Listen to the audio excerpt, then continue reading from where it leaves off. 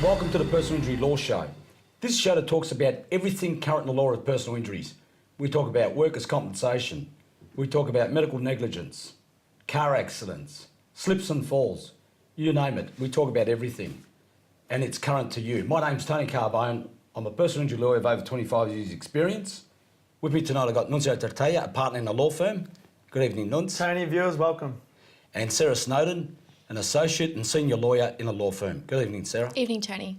Viewers, tonight's topic of discussion is income protection and how it affects you. And I'll tell you one thing, it's amazing how many people out there are affected, so please stay tuned for that. Tony, before we get on to that, what's in the news? Look, there's been a lot of stories, guys. An interesting one is Tracy Wickham, the former superstar swimmer. What happened to her, Nuns? Yeah, look, the former world swimming champion Tracy Wickham has had a fall at Brisbane's Regatta Hotel. It was a rainy day and she's had a fall and suffered injuries to her back, coccyx, and also suffered psychological injuries. And she's issued proceedings at the Supreme Court in Queensland, so it seems like a fairly major injury. Sarah, it's right up Nunzio's alley, this one. Absolutely. At the moment, she has applied to the court with a general endorsed writ, Tony, because the doctors have said that her injuries aren't stable at this stage. So it must be pretty nasty. Yeah. And Nunzio, what's she entitled to? Well, look, I said range of heads of damage, mainly pain and suffering, the fact that, loss of enjoyment of life and the limitations she has day to day.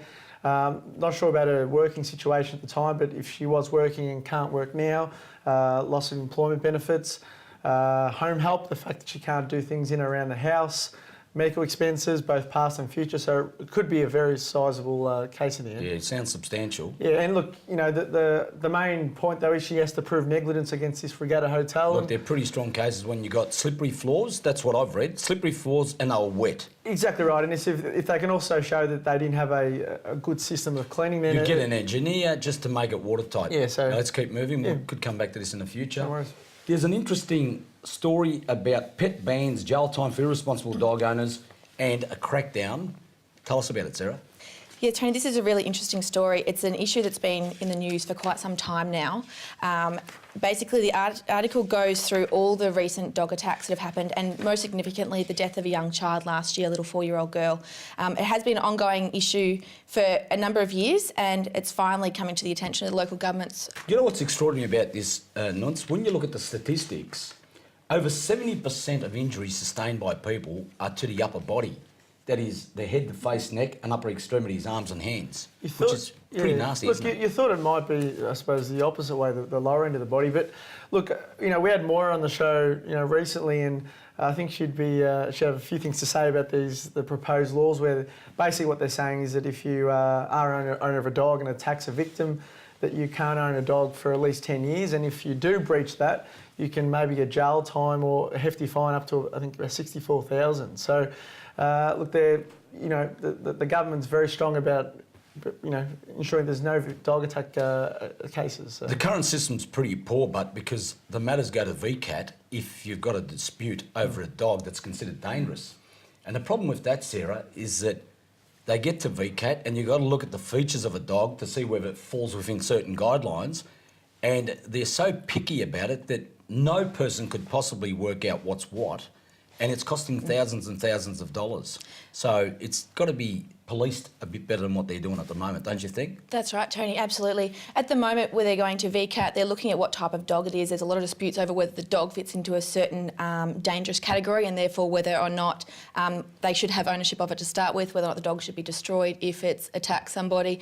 And realistically, we're wasting a lot of time and money on these little tangible arguments when perhaps there should be a better mechanism for stopping ownership in the first place. Spend money on education. Yeah, that's right. What's interesting though, the article states that there's been an increase in dog attacks over the last 10 years, but then there's been a decrease in the amount of owners that have been charged. I can't understand that. it either. I think it costs a lot of money, Nunz, and I think councils are concerned about that. But if the legislation is becoming tighter and becoming, more enforceable, then you would have thought that with the more dog attacks, the more charges are going to Well, I guess, there's always defences that the dog was locked away. I don't know how it got out. There's all sorts of nonsense. Yeah. But anyway, it's something we could take up We'll in have the to future. bring Maura back on. But the other thing I've noticed is there's also this comment that really dangerous dogs are usually with people that aren't of good character, which I find pretty extraordinary. Don't you think? Yeah, look, I think that's a bit unfair, and that's a generalisation. So. Yep. But I guess there is some sort of correlation between people that have got aggressive dogs and maybe aggressive personalities. I don't know. Yeah, Possibly. and maybe that comes down to, again, education. I know they've just recently spent $500,000 on education programs, so they need to keep doing that. So. What about this poor bloke? He's gone to hospital for an operation. When he weighed in initially, sorry to talk like this, but he was 145 kilos. When he went in for surgery, he was 155 kilos, Sarah, and they said you're just too fat to have the surgery. What's your take on this? Look, Tony, I guess it would be a pretty harsh thing to hear from your doctor, and we can't help you with that. But the problem with the health system at the moment is that they don't have the capacity, the people or the equipment to help people post-surgery with those sort of weight issues. So they also have a lot of complications afterwards. You're more prone to, to infections or post-surgery complications, and that's why they take that into consideration. I guess if you're not a doctor, it's really hard to understand where they're coming from, isn't it, Nunz? Yeah, but what concerns me here, Tony, is that they're saying that these country hospitals don't have the staff and equipment to manage people of that weight. And for elective surgery, that's fine. You can go to a city hospital. What happens if in case of emergency? What would they do? I don't know, mate. It'd be a real problem. That's the concerning part, because if it's if they have to be rushed to hospital and they don't have the tools to get this done, it's going to be a worry. Many years ago, a cousin of my wife's was having a heart attack. We got to a regional hospital, and they said the only reason we can treat him is because there's no one else in a situation like your cousins. Now, if there was two people in the same situation, one would have died. That's what we were told. And I mean, that's fact, because someone else attended the hospital just after we got there, and they sent them away to another hospital. Yeah. So you don't know. It's resources are an issue. It comes down to resources issue once again. All right, let's keep moving. The gloves are off in a headguard bout. What's this about, Nunz? Well, it's interesting, actually. Basically, Boxing Australia, they've got basically new sort of regulations that says that elite boxers can't wear headgear, and in turn that's created an issue of dispute because the insurer for Boxing Australia won't cover these boxers during their bouts. And as you know, boxing is a very dangerous sport, and that's going to create a lot of issues in that area. It's crazy, isn't it? Oh. What about you, Sarah? What do you think about it? I think the most critical issue here is they're not looking actually at the protections of the boxers going forward. It's seen as being not as entertaining or as maybe a sexy sport because they're wearing the headgear. You don't see the rough side of the boxing, which is what it's meant to be. So they're looking at promotion and audience over safety and health. Viewers, give us your Twitter and Facebook comments about the topics we've discussed tonight. But also, we've got to go to a sponsors break, but stay tuned. We're going to be doing an article about lengthy legal battle involving superannuation, which is pertinent to the topic of discussion tonight, which is income protection and superannuation. So stay tuned, you might learn something.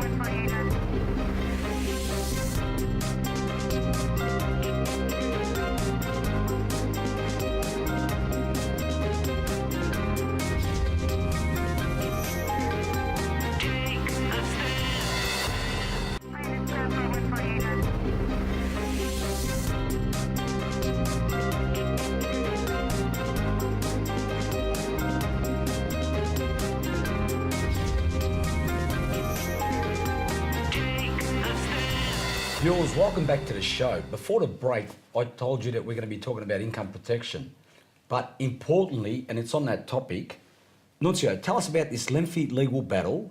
Commonwealth ends in paying $300,000 in superannuation payout. What's this about? Yeah, a gentleman who's unfortunately ill with cancer issued proceedings over basically the Commonwealth failing to, cover him for superannuation.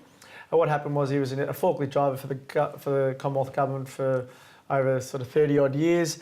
He was only employed as a temporary employee, and it was told at the time that couldn't be covered for insurance or superannuation, and then became ill with cancer. and obviously got legal advice, and it's found that he was given the wrong advice by his employer, and subsequently the court has ordered that he should be paid the 300,000 and 60,000 in interest. So he took the matter to court, Yep. and Justice Rifsargi said that he was satisfied that if Mr. Guy had the correct information in front of him, he would have joined the superannuation scheme. So when he did fall ill, Sarah, he would have got paid out, correct? That's right, Tony, absolutely. And it's amazing how many of these cases that, come across our doorstep each You'd day. see many of those, wouldn't you? Absolutely. Particularly in the areas where people are being paid cash or they're not checking their pay slips to make sure that their employer's contributing to super. And in that case, then you're also potentially missing out on any insurance benefits that you may have pursuant to a scheme that you join. Exactly. And also, viewers, what the judge did was, because there was such a long delay between the time that he could have taken out insurance and the time that the matter was decided, His Honour awarded him $60,000 in interest. So it's a very substantial claim. And this is one I'd love to get some Twitter comments and also Facebook. Now, what's income protection, Sarah? Viewers, income protection is an entitlement that you have for insurance, generally through a superannuation fund, but a lot of people that run their own businesses take it out independently. And basically, it covers you for a percentage of your income should you suffer a sickness, illness, disease, injury that stops you working. It covers up to generally 75 or 85% of that income, and also contributes a little bit of money towards your super. Okay.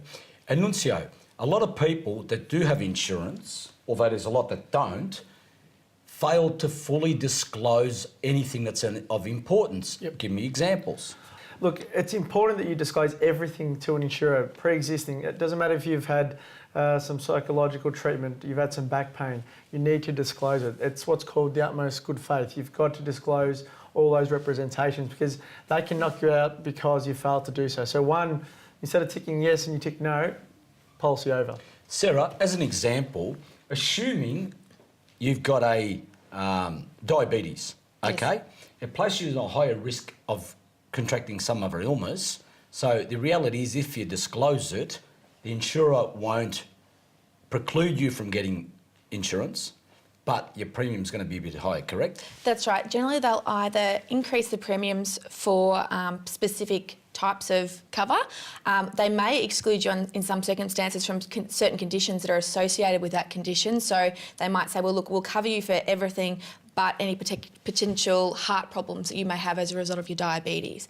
Or they may only say, we'll cover you, but only up to a certain percentage of the policy. The policy might be worth 100,000, we'll only cover you for 60. And if they refuse to cover you, you can take it up with the insurance ombudsman and people like that, can't you? That's right. Generally, you can find that if you shop around, you can find some insurance that will cover you, but you do have rights if certain insurers won't give you coverage, and you should certainly get some legal advice on those. Tony, though, quickly, look, we had a case actually yesterday of all things where a gentleman had, we believe that he had insurance of about 170,000, and the defendant told us that it's only 100 because back in before he obviously got the policy, mentioned whether he had a mental disorder, and he said no, and there's some, I suppose, history of the fact that he did. That's a very good point. And I suppose what is categorised as a mental disorder? He had some relationship issues. Is that regarded as a mental disorder? Look, I think that's a fantastic point you make, because let's be realistic, viewers, and this is a fact. In our society, everyone at some point in their life is going to suffer from some psychological/psychiatric injury of some description. But does that preclude them from getting insurance?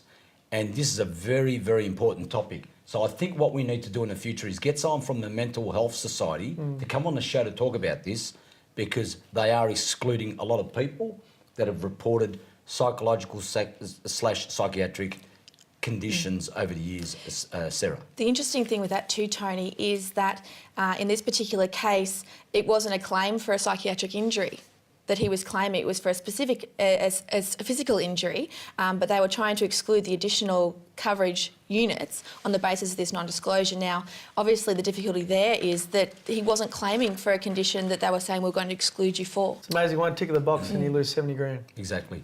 Viewers, the point I want to make is this. Please disclose anything that you think's relevant. If in doubt, disclose it anyway.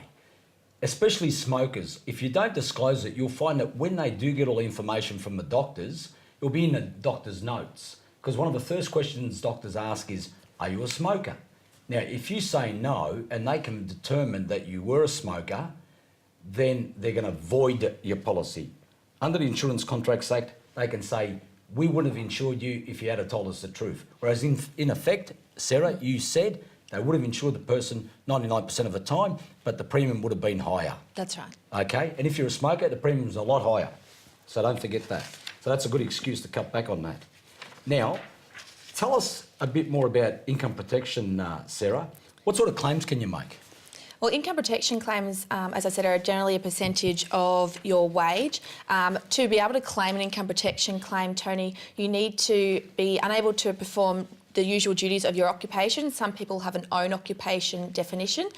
You have to be under the regular care, skill and attention of a doctor and following their advice, and you have to be unable to work, so you have to be off work completely.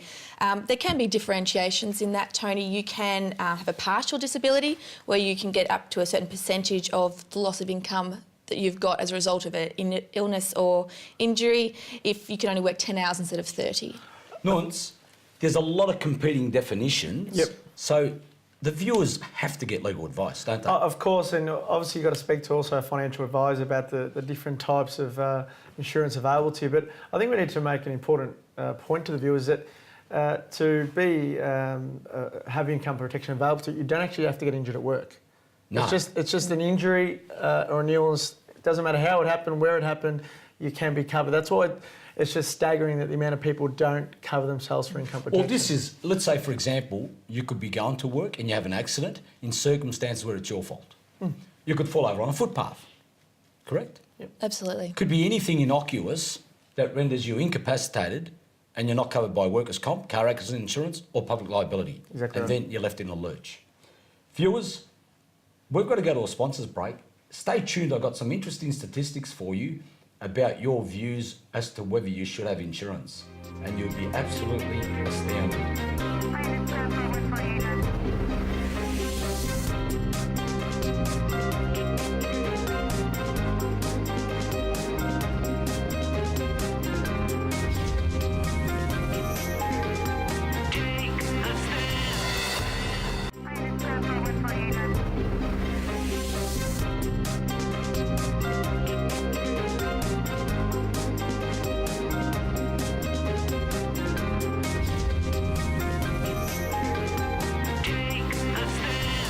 Viewers, welcome back to the show. Before the break, if you recall, I was going to throw some interesting statistics to you. Now, Nunzio, tell us what the results of the One Path Life Research Optimistic Australians report of December 2008 found. Well, very interesting stats, Tony. Firstly, 89% said they were not likely to have an accident. 80% said they were not likely to suffer a serious illness in the next 20 years. And 83% did not expect to pass away in the next 20 years. These are all people that viewers and people in society, correct? Yeah, age between 25 to 65, so a big demographic of society. Geez, they're far from the truth, far from the real facts of way life. off, Tony. Viewers, you got it so wrong. Cardiovascular disease in our society claims a life every 10 minutes. 1 in 2 men and 1 in 3 women will develop coronary heart disease in their life. Diabetes hits 430,000 Australians. Nearly 80,000 new cases of cancer diagnosed each year, which equates to an average of 1 in 3 men, 1 in 4 women. And 56% of Australians are overweight or obese, which causes so many other issues, doesn't it, Sarah? Absolutely. Diabetes, what else? Cancer. Could cause cancer, heart problems. A lot of these conditions still stop you from working, and people don't realise that it may only be for a certain period of time, but it's still crucial to have coverage for those things. And you recall we did the case, Nunzio, of the fellow that was morbidly overweight and he developed liver cancer. That's right. Yeah, we did, and obviously that was appealed. But Tony, look, I see it so much at Tony Carbone where clients come in and say, look, I don't have income protection. I thought I'd be okay. And my question to them is, you insure for your car, you insure for your home, insure for those things that you need income for, but you don't. Well, I just don't get the reality is people forget the most important thing in their life is themselves and their families. They forget that. They value their possessions, which is cars and house, more than themselves. which is nuts. But everything's subject to earning an income. That's what I'm saying, like mortgage insurance. If you don't have income, you can't pay your mortgage. If you don't have income, you can't pay for your car repayment. So the first thing you really should insure would be your income. And it staggers me that we don't, and you've read the stats. Oh no, there's one even better than that. Listen to this.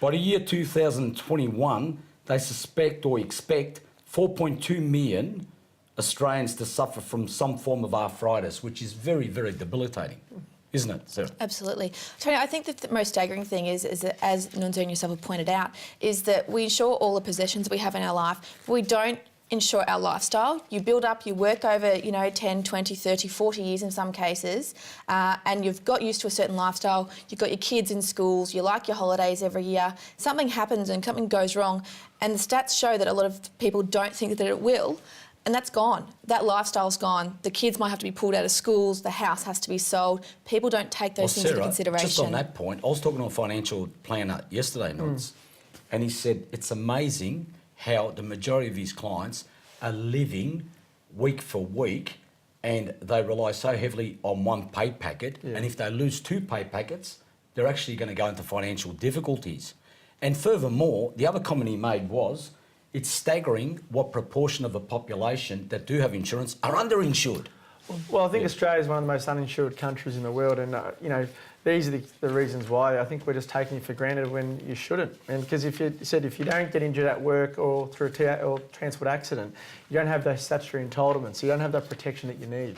So all viewers, look at your policies, go see a financial advisor, because it's one of those important, I suppose, features you can have in part of your life. So. Sarah, the other key issue is this.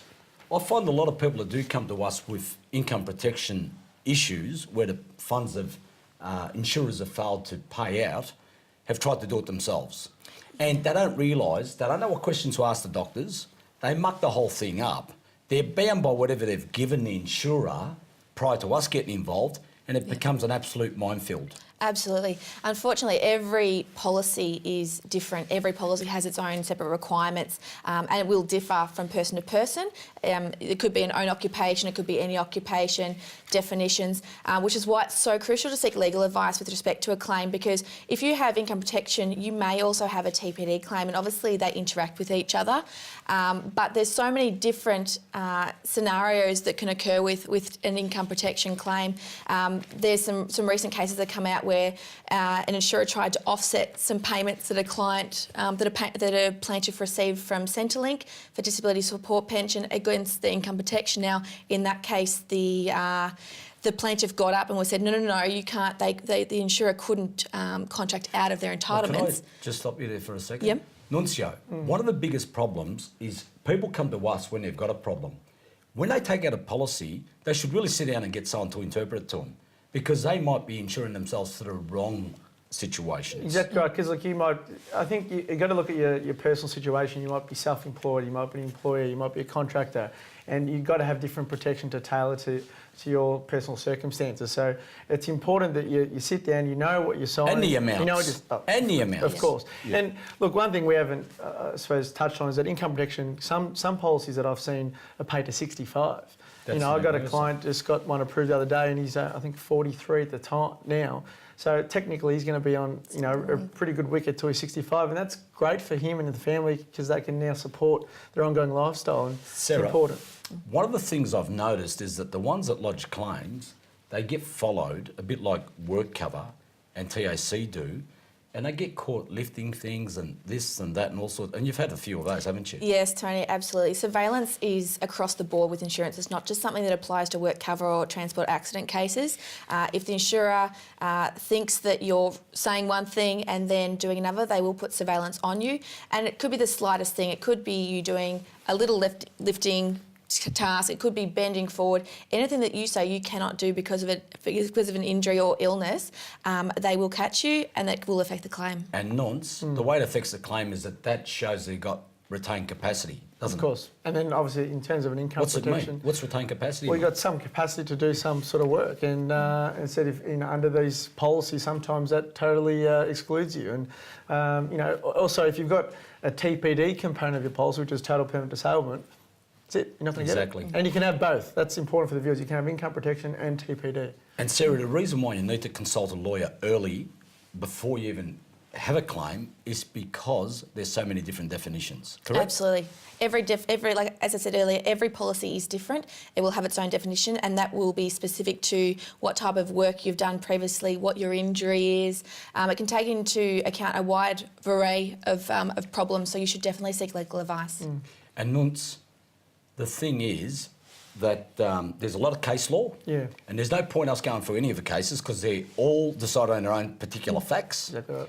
And the law is not totally settled in this area. No, it's not. And look, it sort of falls outside the personal injury sphere because it's more contract law, so it's open to interpretation. So all these cases they're important, but they're not, I suppose, big precincts because every policy has different wording to it. So you could be here forever talking about the cases, Tony.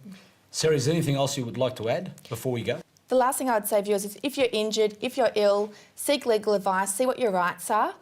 You should definitely make sure that you're protecting yourselves going forward.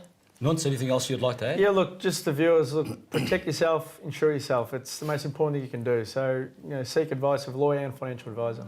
Viewers, I'd love to dedicate this episode to my dear father, Giuseppe/Joe Carbone, who recently passed. So please stay tuned for future episodes and always remember to stay safe.